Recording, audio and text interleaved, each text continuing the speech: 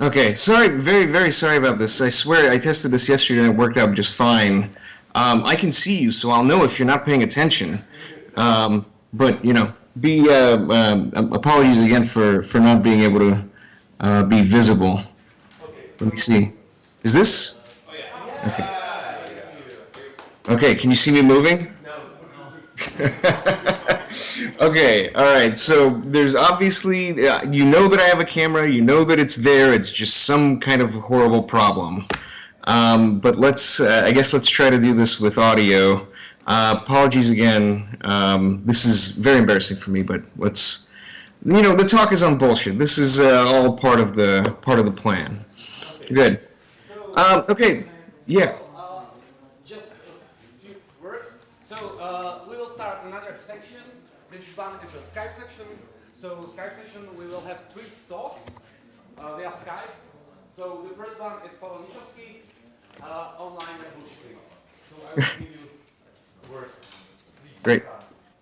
Thank you so much for having me, for the organizers, and for all of you for showing up. I wish I could be there in person rather than being in North Carolina, but I'm happy to be here on this terrible malfunctioning Skype call as well. Since I'm limited on time, I'll dive right in. So today I'll be talking about Frankfurt's account of bullshit, which many of you may be familiar with. But if not, I'll give a very brief overview of the important parts shortly. And I hope everybody has the handout, as Thomas said. I'll be arguing that Frankfurt's account can't be right, but before I get into that, I need to make just a preliminary note about the target phenomenon. So, in particular, there are 2 ways that we can talk about bullshit, which Jerry Cohen has this really nice distinguishing characteristic in terms of who's wearing the pants, the bull or the shit. So, on the one hand, we can think of bullshit as any statement that's rubbish or nonsense. In that sense, bullshit is a property of statements which doesn't rely on any features or intentions of the speaker. On the other hand, however, we can think of bullshit as trivial or as an insincere way of speaking. In that sense, bullshit is a feature or property of the speech act, and it does rely on certain facts that obtain or fail to obtain about the speaker. This second one is, I take it, the bull wearing the pants. The first one is the shit wearing the pants. So both Frankfurt and I are concerned with this second way of analyzing bullshit. That has to do with the speaker's intentions. I won't have anything to say about the first kind that Cohen is concerned with, but I flag this at the top just because regardless of what happens with Frankfurt, this Cohen notion may be safe, and that might be an entirely different thing that we'll have to get into later. As an example of what I have in mind when I think of bullshit, I've included a quote from our American president and self-declared stable genius, Donald Trump, which I won't read right now because the temptation to do the voice is too strong, but I'll return to it at the end of the talk. In any case, given the global political atmosphere, I'm sure there's no lack of examples of bullshit you can think of, so if you don't like this one, pick your favorite politician and use him. Okay, with that in mind, let's get started. So, what is bullshit on Frankfurt's approach? Well, it's supposed to be distinguished by this really, really simple distinguishing characteristic, right? You compare bullshit with the liar and the person who tells the truth. Both the liar and the truth teller are supposed to be sensitive to the truth of their utterance, and the bullshitter is not. And what does it mean to be sensitive to the truth? Well, it's for one's beliefs about the truth to guide their utterance in some way. Simply put, the truth teller believes that X is the case, and because they believe it, they say X. The liar, on the other hand, has some beliefs about X, but they want something else, so they say not X, knowing that X is the case. By contrast, the bullshitter is supposed to be this person who's not concerned with either of these things. And this is supposed to be the simple, elegant thing that recognizes this neat kind of speech act that had not been identified explicitly in the literature. Simple, right? Well, I want to argue that it's actually not that simple, and that when we try to cash things out, Frankfurt gets into some serious trouble. So to do that, I have to clean up Frankfurt a little bit. So now we're on to section 2 of the handout.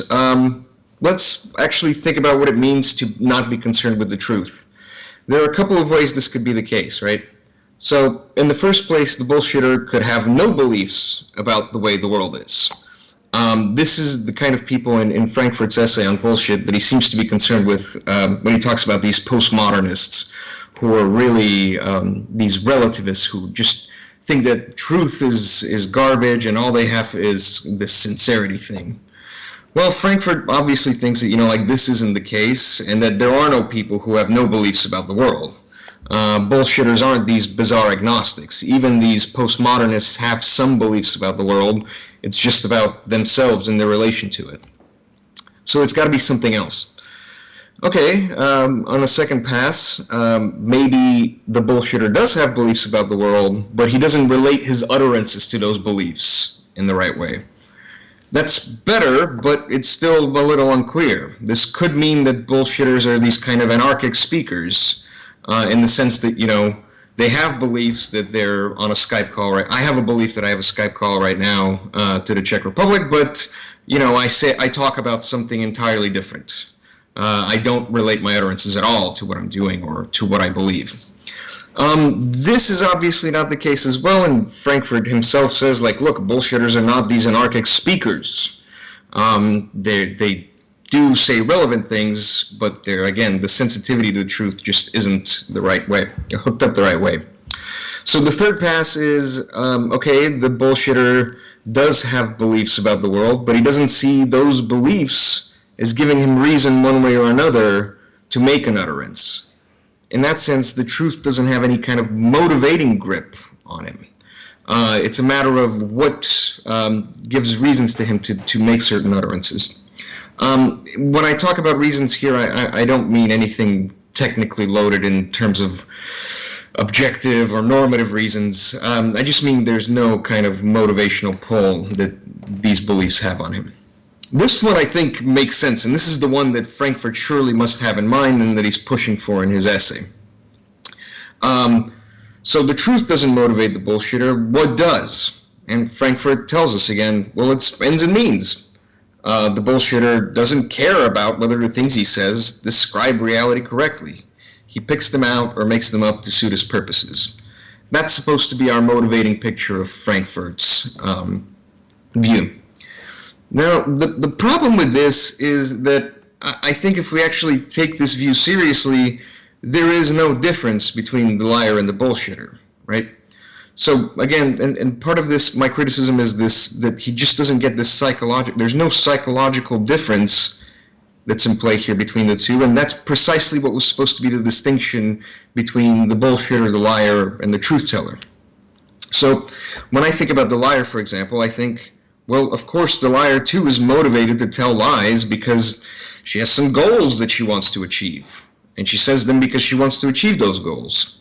The liar is not motivated in the sense because the truth of what, or the falsity of what she's saying, sorry, let me say that again. The liar is not motivated by the fact that, for example, she believes that something's false and therefore says it because it's false. If that were the case, or if that were the way that Frankfurt's thinking about lying, then in short, there would be very few liars. These are what Augustine referred to as these real liars, who speak false things because they're false. And I don't know about you guys, but I've lied before, and that has never been my motivation. And in fact, Frankfurt himself says there are few liars like this. So that view is absurd. And if that's the case, and the only thing that's supposed to distinguish them, or sorry, if they're supposed to have this overlapping motivation, then I just don't see what possibly could be going on in Frankfurt that's different. So the distinction, I think, although simple and enticing, just doesn't work here. Can we maintain it? Well, I'm skeptical, right? Either we have to change some way about how we think of lying, such that liars say false things because they're false, or we'd have to change bullshitting to be something, well, they're not like the liar, but they're what, anarchic speakers, people who don't have beliefs. There's something missing in the background. So if we cash out, in short, if we cash out the motivation of the agent, this distinction collapses. Now, my approach is slightly different, and this is where I get into the positive view. I think we get to see what's wrong when we look at what Frankfurt's mistake is. Now, I think there he's just taken bullshit to be something much more elaborate, or he's become bewitched by what bullshit can do. There are passages in the original Frankfurt piece that talk about how there's the art of bullshit, and there are bullshit artists, and they become these almost conniving characters that are able to do these incredible things by not caring about the truth. But when I think about bullshit, and given the quote that we start out with at the top that's on your handout, the distinctive mark of bullshit is not how crafted it is, or how well crafted it is, or how much artistry it takes. It's how dumb it is. It's just how easy it is to detect. Very few people have a problem with detecting bullshit, and we're actually pretty well attuned to this. So my proposal here is not that the distinction is one of differences in type between lying and bullshit, but it's differences in degree, and mainly in degree of the amount of effort that one is willing to put up with in lying. So I propose bullshit is just lazy lying, right? But you still might think, okay, well, if there's no distinction between those two, why be motivated to bullshit rather than lie? And here I think the answer is quite straightforward. First, you're motivated for your ends the same way the liar is. You bullshit because you want something, and you say bullshit because you want to get that end. But why do this in a lazy way? Well, not all lies are worth the effort. Sometimes you just might not care enough to put up the effort to really lie to your audience. I think one of Frankfurt's mistakes here is the fact that he's confused not being lazy with being indifferent. There's lots of things. I can be lazy with respect to the truth. That doesn't mean I'm indifferent to it. I just, again, don't want to put up the effort. And in some cases, this might actually be a really good strategy. It can be a low effort, low risk, low probability, but high reward strategy. Namely, if I can bullshit my way through something, then it means that I've put up very little effort to get exactly what I would have gotten if I'd put up more effort to lie. It's low effort, clearly. It's also low probability because I'm not likely to get what I want, but I also have low risk involved here. We know, as Frankfurt himself acknowledges, that we tend to take bullshitters more likely than full-blown liars. Part of this, I think, is because, again, it's so patently obvious when somebody's bullshitting that when they're caught, they can just say, well, come on, you know what I was doing, right? Like, there's no way you could have been fooled by that. And that lets you off the hook a little bit easier. Now, I don't have time to go into all the objections. I've thrown just one here that somebody might have about this view, which is namely that, like, look, suppose that we accept your view. Suppose, Pavel, we accept your view. Sorry about that. Bullshitting is a kind of low effort lying. Well, we know that if you're really skilled at something, then in that case, you also expend very little effort. If I, who has never built anything in my life, and an expert carpenter sit down to make a chair, he will do it much easier than I will. So paradoxically, it seems that the expert liar is a kind of bullshitter. And that, I think, isn't the right way to look at it. The difference is still in the intentions of the speaker, but it's in terms, again, of like how much effort am I willing to put into lying. The liar is good at lying regardless of whatever he judges it worth to be his effort. He's willing to put in all the effort to lie, and he's doing it. It's just that it happens to be easy for him.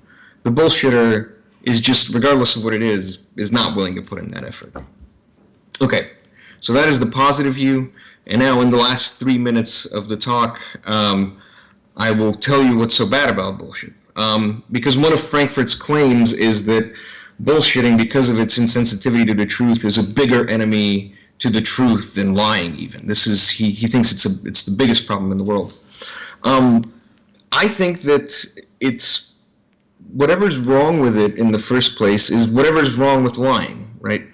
That just carries over because I think this is a kind of lying. But in the second place, what it demonstrates in some cases is this kind of dismissive attitude towards the hearers.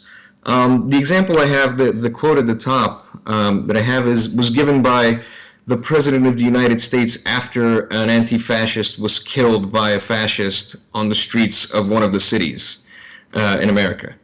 He waited 3 days before he said anything, and then he lied to the people by saying, well, no, I'm a guy that really cares about the facts.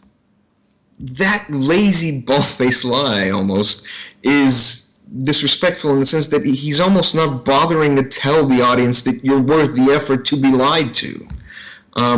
Perversely, that can be a kind of insult, and that by itself can also be something that's wrong with bullshitting. In other words, it's the laziness itself can be offensive, especially when it's taken by people who are supposed to not be lazy about certain things.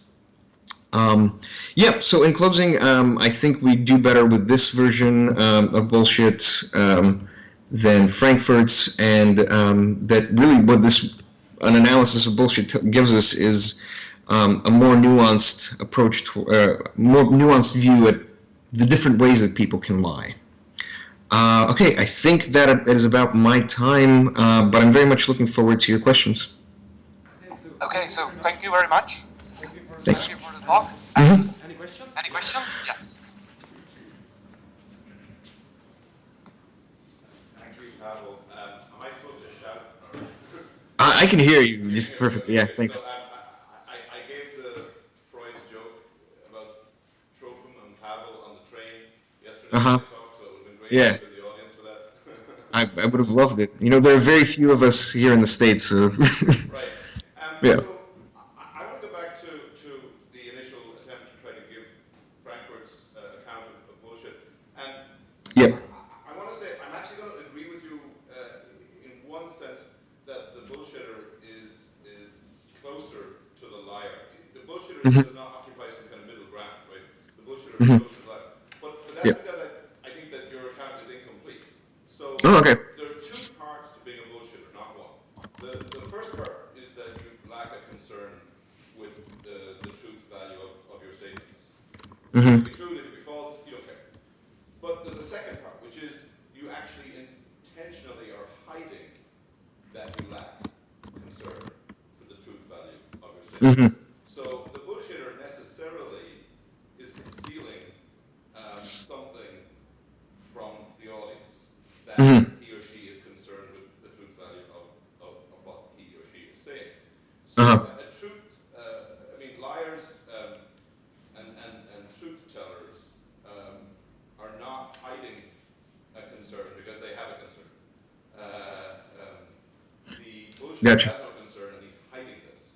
Now, if that's true and people disagree with him, then a bullshitter is necessarily deceiving his audience about what he is doing. I mean, the shortest version is that the one thing the bullshitter is trying to deceive you about is that he is not a bullshitter.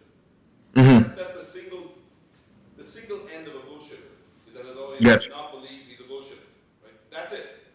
Everything else is a further aim or end that he might have. But every bullshitter has the same single end, according to Frankfurt. Now that, again, people reject, but that's his position.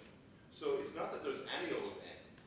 It's that specific end all the time that the bullshitter is bullshitting, that he not believed to be a bullshitter. Now, the problem that this, I think, raises is that you have cases, and Trump could be one of them. I don't know enough about the inner workings of Trump's mind. Nobody does. Stuff, as to whether Trump is really intending that people believe bad bullshitter, that's true. Or that we actually adopt the position that there could be bald-faced bullshitting. In other words, I present myself as though I'm concerned with truth values, but actually, I'm not. And actually, I don't even care that you don't believe this, or it's obvious that I'm not concerned with the truth values. But I present myself in every single thing that I say as though I'm concerned with truth values. But anyway, even if we don't allow bald-faced bullshitting and we just stick to Frankfurt's bullshitting, I want to say that the bullshitter is almost like the Augustinian real liar. There's one single goal, and that is to not be believed to be a bullshitter. And that, I think, is highly unusual, just like the real liar is highly unusual. But that's, I take it, Frankfurt's position. I see. So this helps out a lot, because what you're saying is, look, when Frankfurt talks about this stuff, he drops in the phrase like the bullshitter is hiding his enterprise, and it's this curious thing where I was like, well, your enterprise, what is your enterprise? I've read him as being like, well, your enterprise can be anything, but you're saying no, his enterprise is precisely the self-referencing thing about his own concern for that. Okay, that makes sense, and I think, yeah, one of the reasons why, if that's true, the Frankfurt bullshitter might not be that interesting is because it ends up being so rare of a figure that it might as well be the Augustinian liar, right? And I think, yeah, in that case, I'm more inclined to favor my view of like, yeah, this kind of bullshit that I'm talking about is much more prevalent, and that's what we should be worried about. But this really helps, because it helps me clear up another place where I might be disagreeing with Frankfurt. I'm still baffled,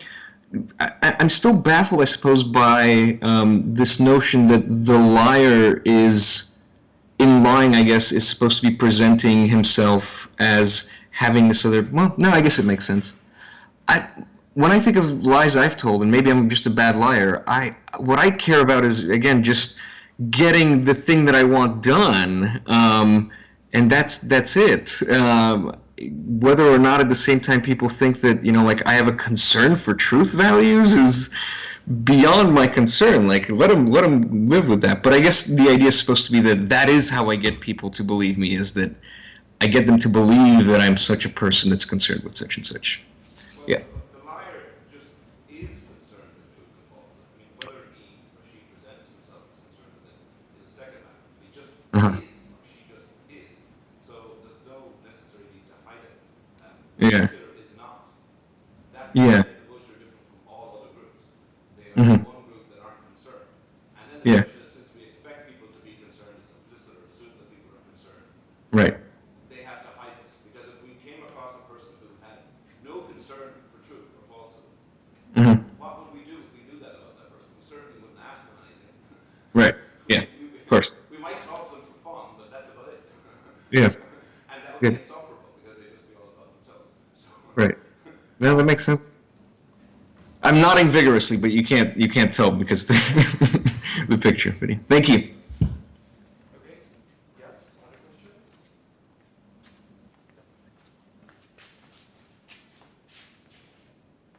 Thanks for the talk. I just had a little doubt about how to spell out your view. So the idea here is that bullshitting is a kind of lying, so to say. Yeah. It involves some sort of a lazy behavior that I suppose has to do with failing to bother to consider in detail, like whether you say it's true or false. So like basically my question would be, what makes this subset of lies lazy, and how do we identify it? So like to have an operative definition, we need to, like define what the boundaries are. Yeah. And I just wanted to ask if you can spell out that a bit more. Yeah, good. That is the next step in this, is figuring out how am I going to quantify this, right? I mean, I guess by lazy, it's going to have to be not viewing. Yeah, maybe lazy isn't the right term. It's a kind of doing the lie, but thinking that it's just not worth putting in, adding all the details that would be necessary to do this kind of stuff, or it's maybe an attitude towards how much effort would be necessary to make this happen. That's lacking. The liar, at least as I put it, is committed to making it happen. At least to a, they want to say enough such that it's, they're able to achieve whatever it is they're trying to do. The bullshitter is just not that concerned with putting up that effort, right? So maybe the best thing would be to just look at different examples of this stuff. But yeah, I'm worried that I'm not giving a good enough answer to this. You're right. That has to be cashed out. How that is, yeah, I think this is the best I have right now. Okay, just one last question.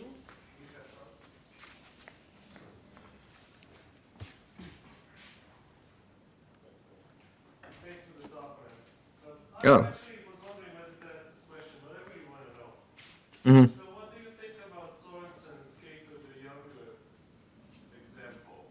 So that's the Roman senator Mm-hmm. spent the whole day talking about trivial stuff so that the day would end and that the Senate would stop working so that they don't make a decision.